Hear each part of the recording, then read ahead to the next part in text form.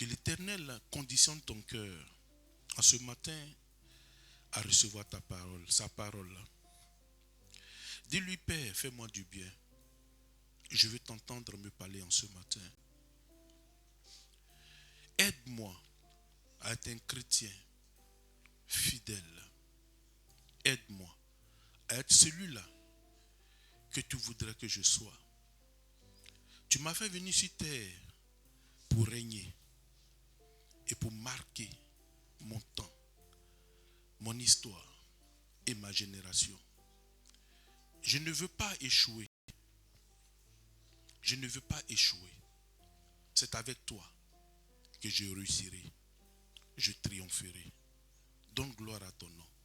Et révèle-moi ta pensée pour ce matin. Au nom de Jésus-Christ. Amen. Amen.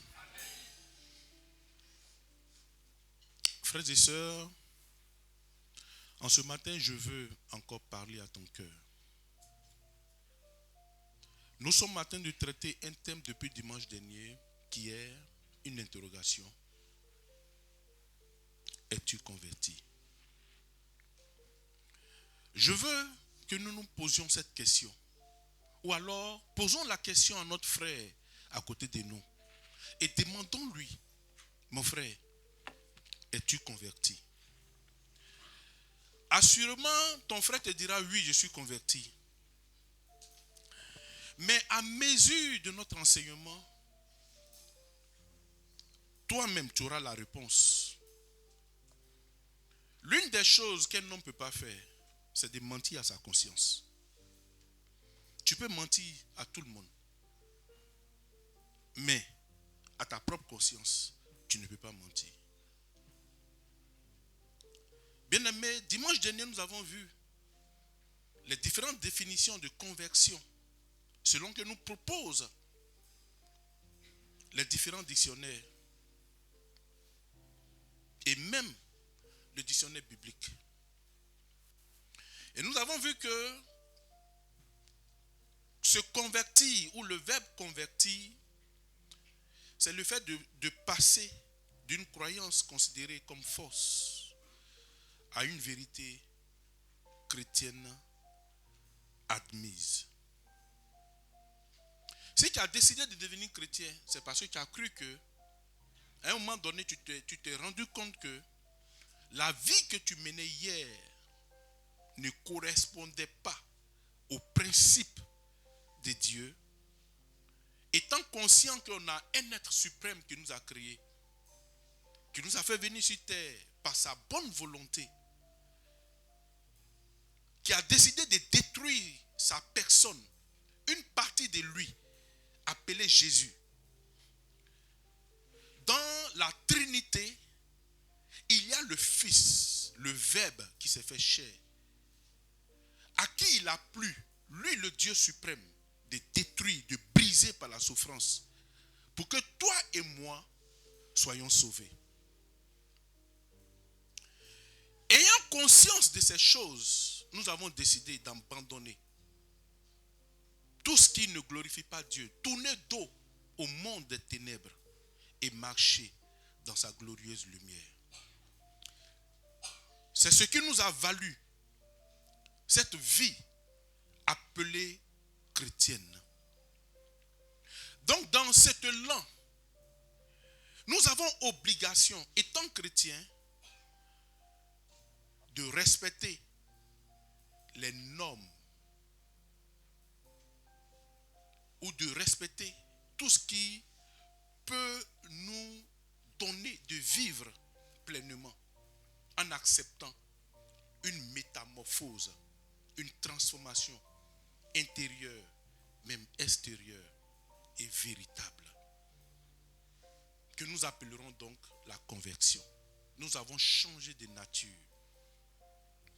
Et le dictionnaire biblique va nous dire, c'est une action de se retourner vers Dieu et de revenir à lui.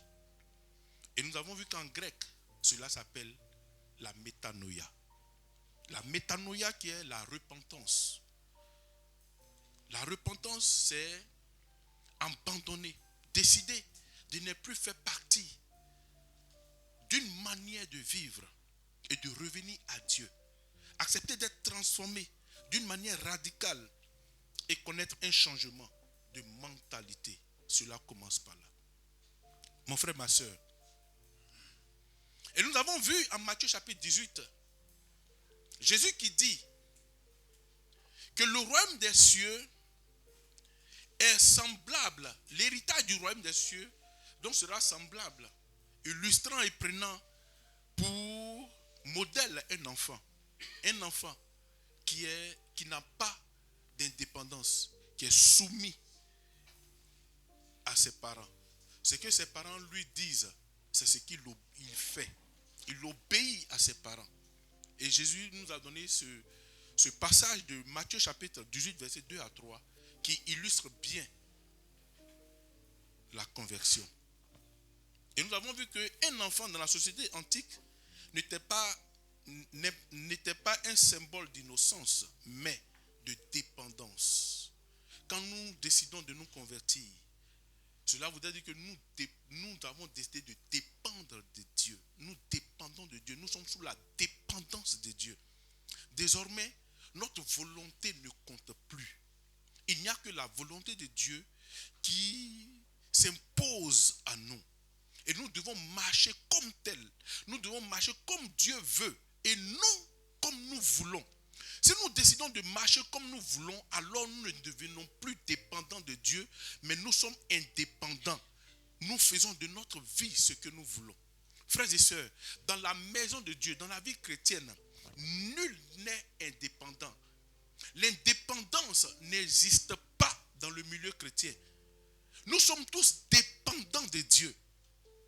Raison pour laquelle Dieu nous a donné un testament. Dieu nous a donné sa parole sur laquelle nous devons nous appuyer pour mener à bien cette vie communautaire ici bas. La chrétienté doit te caractériser en cette année. Prends la résolution d'entrer véritablement dans la conversion. Frère, la chair que nous avons, notre corps, a sa nature. Nous devons comprendre que nos corps, ton corps, mais mon corps, ne sont que des enveloppes dans lesquelles Dieu a mis notre être spirituel pour accomplir une mission sur cette terre. Le temps viendra où notre mission s'achèvera. Le rideau de la vie tombera. Mais où retournera ton être spirituel qui ne connaîtra point la mort comme ton corps? L'être spirituel retournera pour rendre compte de sa mission. Comme un ambassadeur accrédité dans un pays, quand le temps de sa mission s'achève, il est rappelé à son pays. Nous serons tous rappelés. Ce matin encore, j'ai vu 3 sœurs qui revenaient de leur randonnée nocturne. Et je les regardais depuis là-haut. J'étais épris de compassion. Et j'ai dit, Seigneur, c'est possible que tu changes leur vie.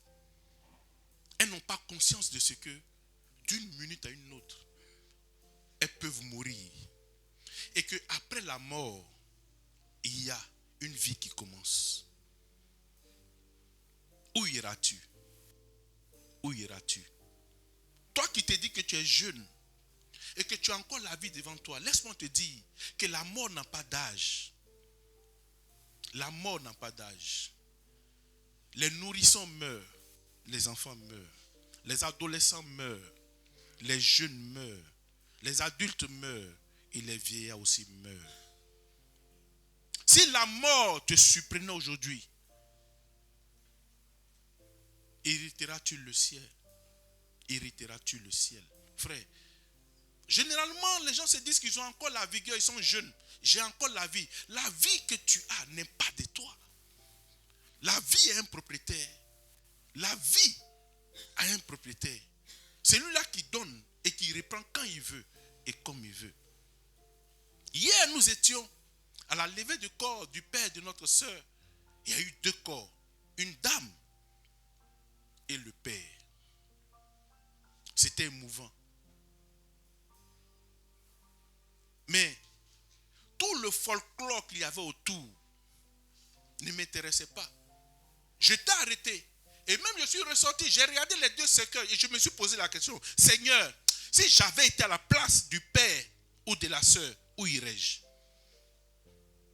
En ce moment-là, il n'y a plus rien à faire.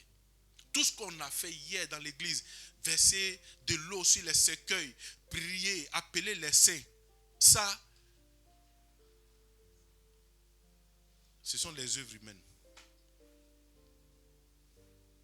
Pourra-t-il un jour dire, j'ai combattu le bon combat, j'ai achevé la course? Et ce sont ces versets-là qu'on met sur les faits pas. Mais est-ce que celui-là, à qui on attribue ce verset-là, a vraiment combattu le bon combat? A-t-il achevé la course? Et puis, ils sont prétentieux. La couronne de justice m'a été donnée. Qui t'a donné?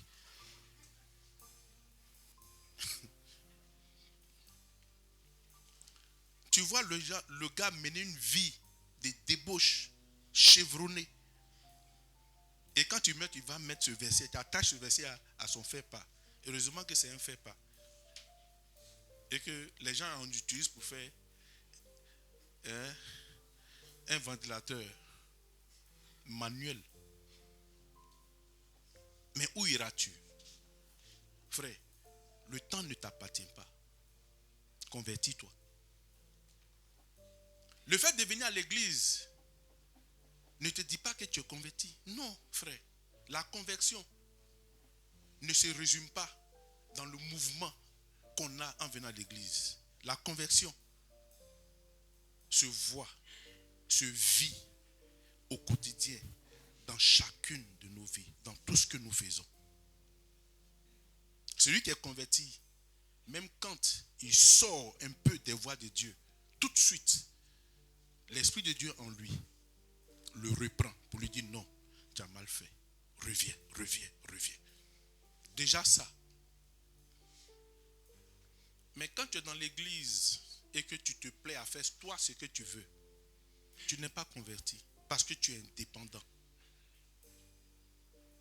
Vis une vie chrétienne, frère. Le plus important, ce n'est pas de venir t'asseoir à l'église pour qu'on te dise tu seras béni, tu seras prospère. Oui, Dieu bénit. Dieu rend prospère. Je suis d'accord. Et moi-même, j'aspire à ces choses pour que l'église avance. Et que tout l'argent que Dieu pourra me donner sur cette terre, je puisse l'investir dans l'œuvre de Dieu. Ça, c'est ma prière. Et c'est mon rêve. Mais après avoir entendu que tu seras béni, tu seras prospère, qu'est-ce qui conditionne ta vie? Qu'est-ce qui conditionne ta vie? Regarde comme tu as vécu en cette semaine, loin de Dieu. Et tu te dis que tu es converti là? Tu es sérieux? Tu n'as même pas eu une heure, ne serait-ce qu'une heure dans toute la semaine. Quand on additionne ton temps de prière, ça ne fait même pas 16 minutes.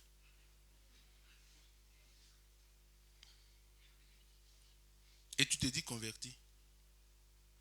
J'arrive. Dimanche dernier, nous avons commencé par étudier les différents pépins du fruit de l'esprit. Ce ne sont pas les fruits, mais c'est un fruit avec plusieurs pépins dedans, plusieurs éléments, comme une pomme. Alors nous avons commencé par parler d'amour. Galates 5, verset 22 nous dit quoi? Mais le fruit de l'esprit, c'est l'amour. C'est l'amour, la joie, la paix, la patience, la bonté, la bénignité, la fidélité, la douceur, la tempérance. Frère, déjà, dimanche dernier, j'ai demandé quels sont ceux qui étaient convertis. Les mains se sont levées. Alors nous allons commencer par le premier pépin, l'amour. As-tu l'amour en toi? Celui qui est converti commence par aimer Dieu. Car la Bible dit, Jésus-Christ a résumé les 10 commandements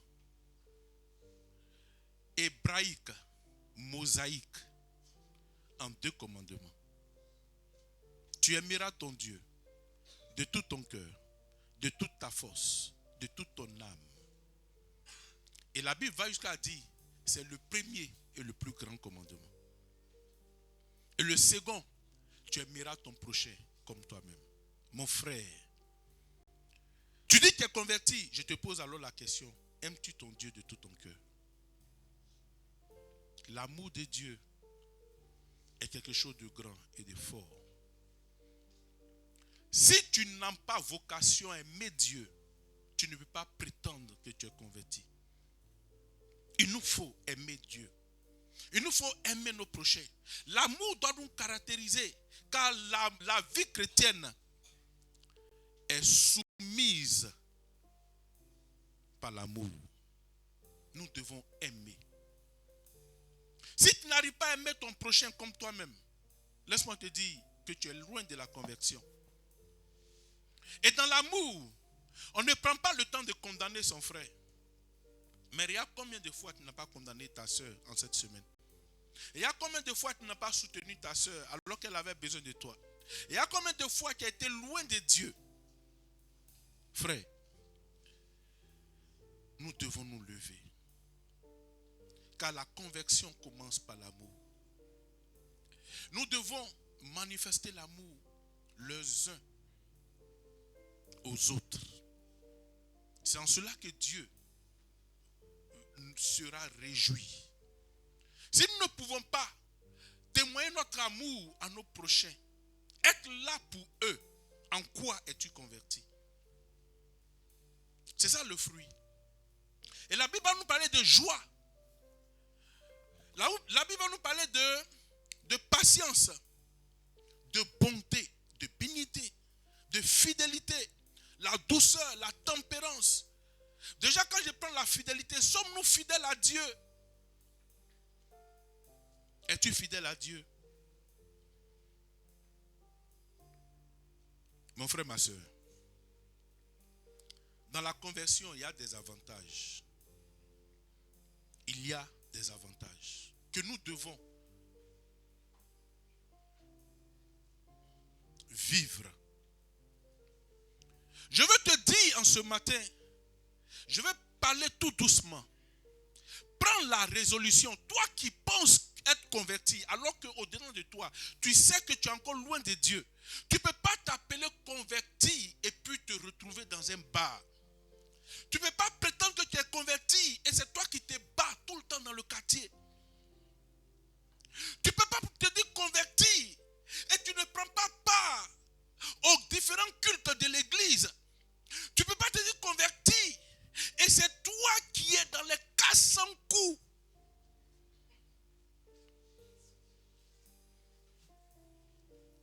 Regarde, tu es converti, mais tes yeux sont toujours sur les...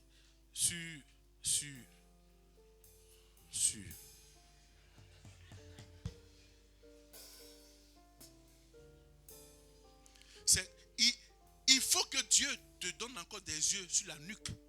Parce que tu as tes yeux devant et tu as tes yeux derrière. Suivez mon regard. Tu es converti. Mais regarde dans ton smartphone, tu as encore des vidéos de pornographie. Tu es converti. Regarde dans ton portable. Quelles sont les chansons que tu écoutes? Un converti a les oreilles sanctifiées. Il n'écoute pas n'importe quoi. De sa bouche ne sort pas n'importe quoi. Parce qu'il a changé de nature. Regarde, tu as toutes sortes de musique mondaine dans ton portable. Je peux prendre 2 personnes, on va faire l'expérience tout à l'heure. Vous voulez? Ça rit. Vous voyez? Quand quelqu'un est dedans, tu sais que la personne est dedans.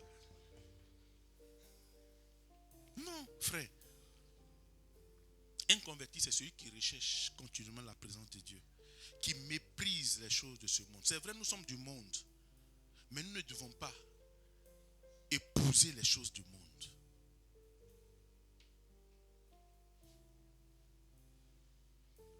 Déjà ça.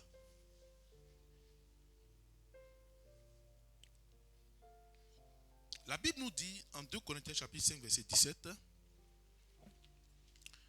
Si quelqu'un est en Christ, il est une nouvelle créature. Les choses anciennes sont passées. Voici, toutes choses sont devenues nouvelles. Si Amen. Quelqu'un est en Christ, les choses anciennes sont passées. Tes mauvaises habitudes sont passées. Les choses anciennes sont passées. Tu ne dois plus faire partie de ces choses-là. Aller t'asseoir de temps en temps dans le coin pour prendre un pot. Non, ce sont des choses anciennes. Prendre une bière. Les choses anciennes sont passées. Ça rit, ça sourit.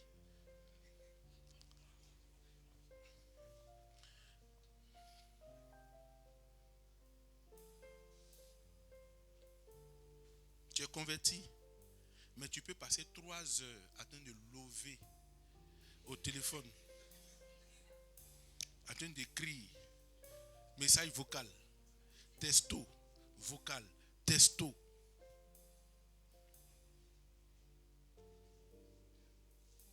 En train de fantasmer. Les choses anciennes sont passées. Il y a des choses dans lesquelles tu ne dois plus te retrouver. Tu es converti, mais de ta bouche, le mensonge ne cesse de sortir. Tu mens comme jamais. Seigneur, ta grâce et ta miséricorde.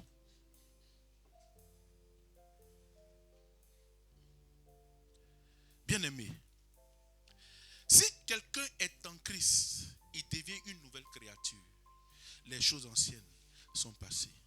Toutes choses deviennent nouvelles.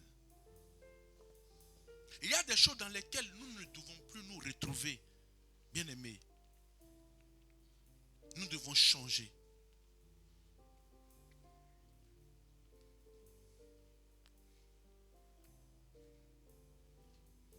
Tu es une sœur, tu es zélée. De prime abord, quand on te voit, on se dit, oh, ça c'est la sœur qu'il me faut comme épouse. Mais regarde comme tu es palabreuse. En dehors de l'église, comment te comportes-tu? Ta bouche est dans tout. Tu as tous les dossiers des voisines dans ta maison. Tu sais tout. Dès que la voisine a son pagne vert au soleil, tu sais qu'elle a porté le bleu. Tu sais tout.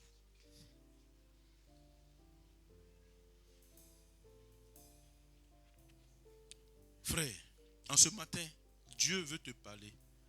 Prends la résolution d'être une nouvelle créature.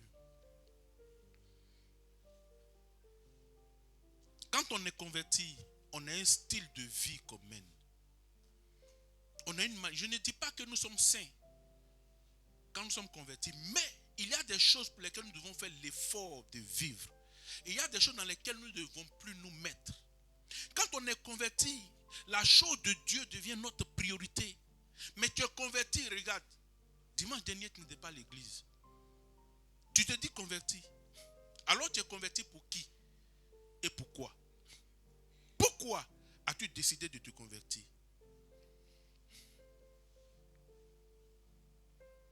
Bien-aimé,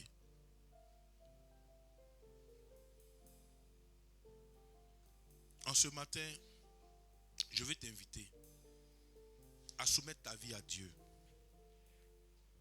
Nous allons lire Jacques chapitre 4, versets 7 à 8 et 11 à 12. Jacques chapitre 4, versets 7 à 8 et 11 à 12. Soumettez-vous donc à Dieu, résistez au diable et il fuira loin de vous. Soumettez-vous à Dieu et résistez au diable. Tu ne peux pas être converti et puis être encore manipulé par le diable. Œuvrer pour le diable. Tu te dis converti, mais tu es soumis au diable et tu résistes à Dieu. Or, la Bible nous dit, de nous soumettre à Dieu et de résister au diable. Combien de fois n'étais-tu pas repenti? Combien de fois? Pour les mêmes choses. Pour les mêmes choses. Tu demandes pardon aujourd'hui, demain tu es dedans. Tu demandes pardon demain, après-demain tu es dedans. Tu demandes pardon après-demain, le surlendemain tu es dedans.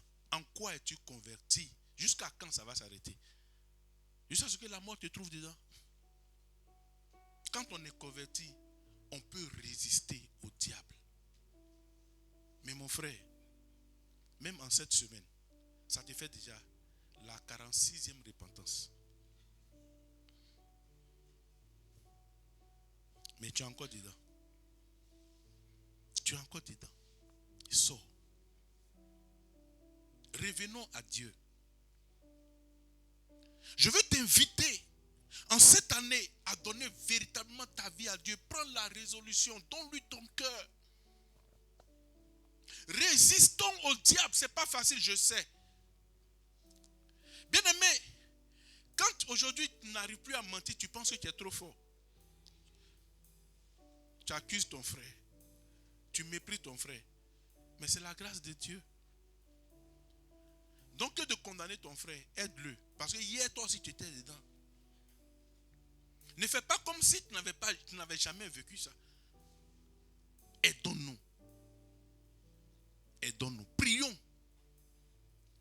Jésus-Christ revient bientôt. Ce matin, le message est comme ça. Moi, mais je ne sais pas pourquoi.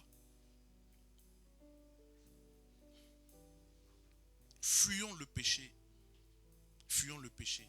Tu es dans l'église et tu prends plaisir à te masturber. Ça, c'est quelle conversion, ça? Tu te masturbes. Tu prends plaisir. C'est devenu maintenant une porte de sortie pour toi. Non. Tu es dans l'église. Je veux t'encourager à prendre de bonnes résolutions. Sortons des choses. De ta bouche, tout ne doit entrer. Tu es converti. Fais attention. Fais attention. Ne mets pas tout dans ta bouche.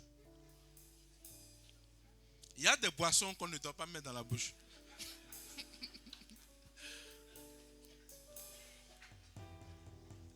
La sucrerie étant une boisson, tu peux la consommer.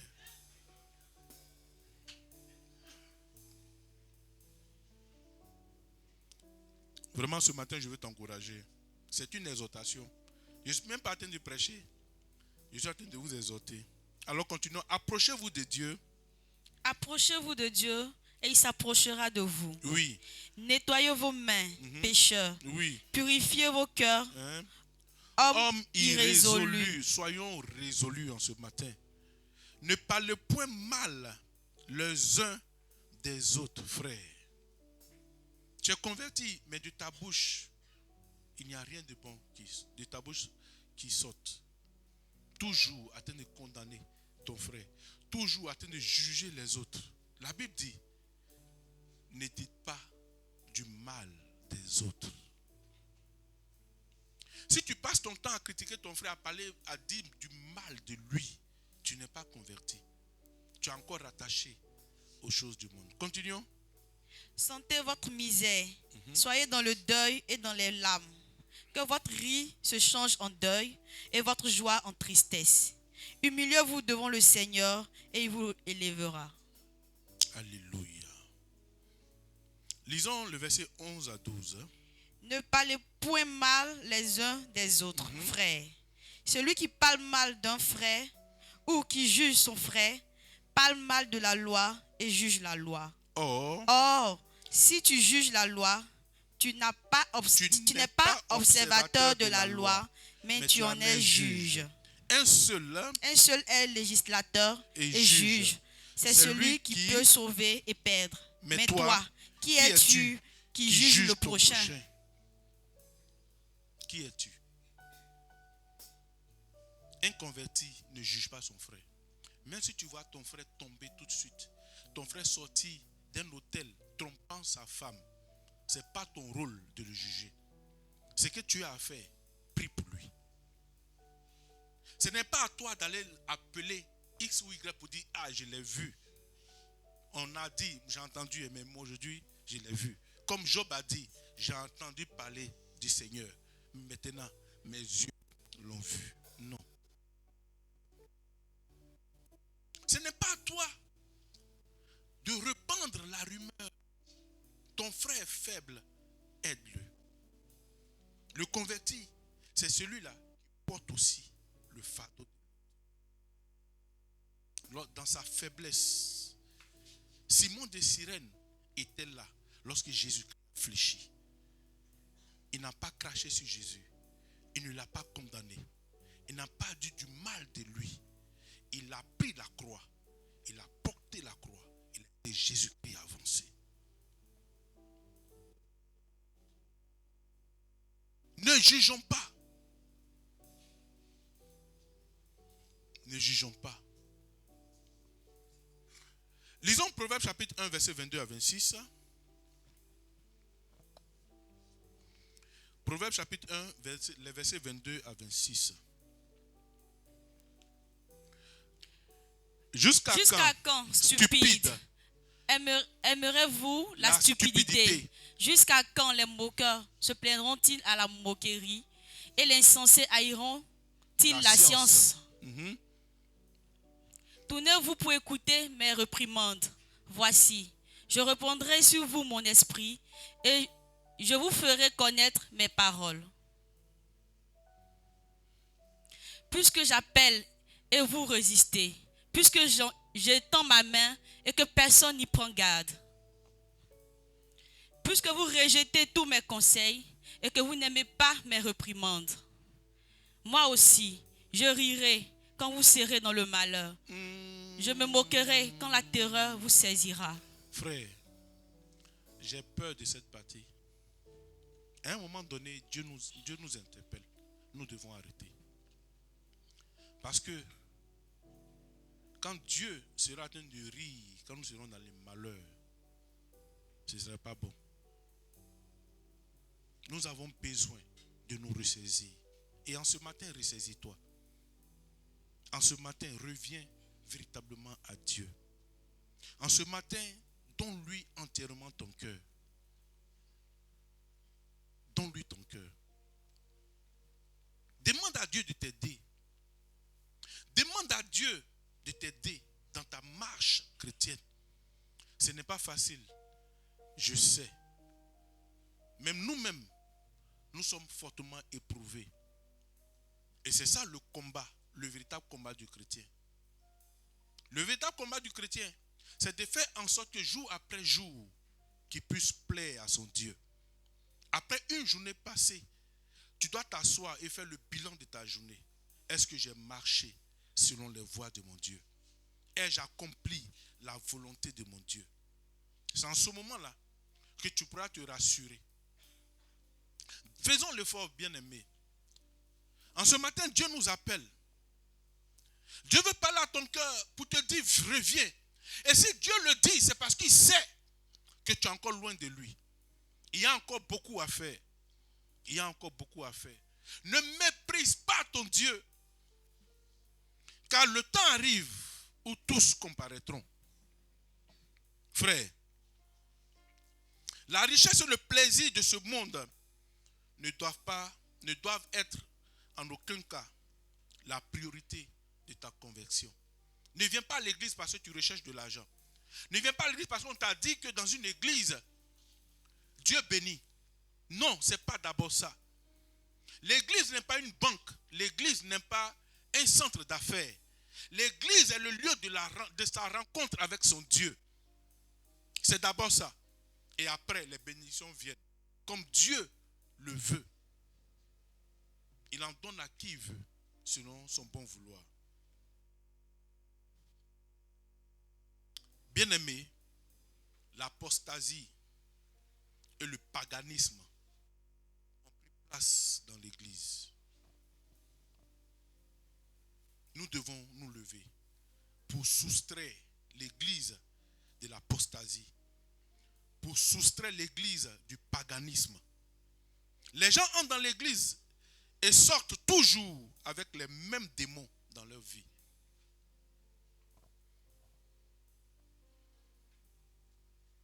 Frère, on n'enseigne plus aux chrétiens la purification et la marche dans la sanctification. Pour préparer leur cœur à la rencontre de Christ, l'Église doit connaître un changement radical. Et cela commence par la conversion. Je veux t'inviter à circoncire ton cœur. Donne véritablement ton cœur à Dieu. Recherche Dieu de tout ton cœur, de toute ta force. Cela va t'aider à avancer. Ne vis pas ta vie chrétienne comme une vie quelconque. Accepte Jésus-Christ dans ton cœur en ce matin. Car bien aimé, la mort peut te surprendre. Ce qui sera terrible, ce n'est pas ce que tu vis en ce moment, mais c'est ce que tu vivras si tu ne donnes pas ta vie à Dieu dans l'au-delà. Je veux t'encourager en ce matin à donner véritablement ta vie à Dieu. Aime Dieu de tout ton cœur. Attache-toi à lui. Tu t'es suffisamment amusé. Tu t'es beaucoup amusé. C'est bon. Dieu t'a fait la grâce. Tu as encore la vie. Prends conscience. Car demain peut être tard. Aujourd'hui ne t'appartient pas. Et demain ne t'appartiendra pas. Dieu peut te rappeler. Même après ce culte, quelqu'un peut s'écrouler et partir. Ce sera la volonté de Dieu. Ce n'est pas mon souhait. Mais dans tous les cas, tous nous allons mourir. C'est une évidence. Mais après la mort, où iras-tu? Après la mort, où iras-tu? Plusieurs personnes ont été inhumées hier. Mais où vont-elles? Frère, prépare le chemin. Prépare ton salut. C'est maintenant. C'est maintenant. Prends la décision aujourd'hui même. Ne remets pas à demain ce que tu peux faire aujourd'hui. Prends la résolution.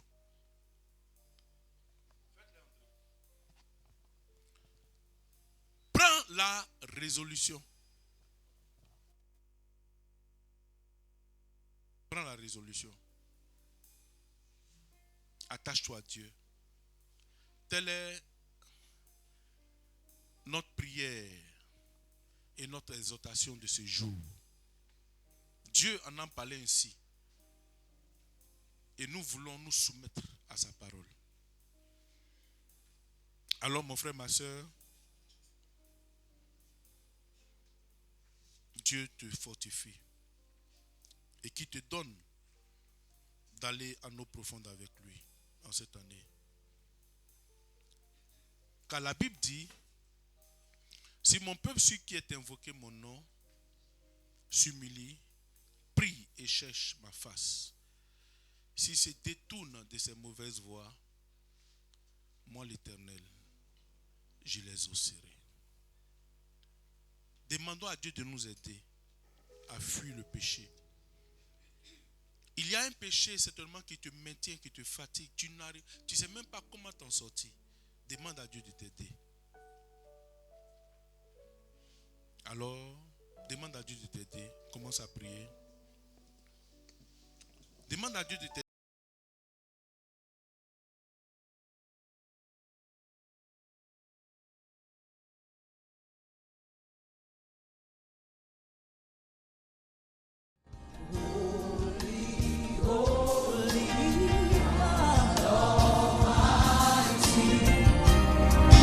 It's a privilege to worship.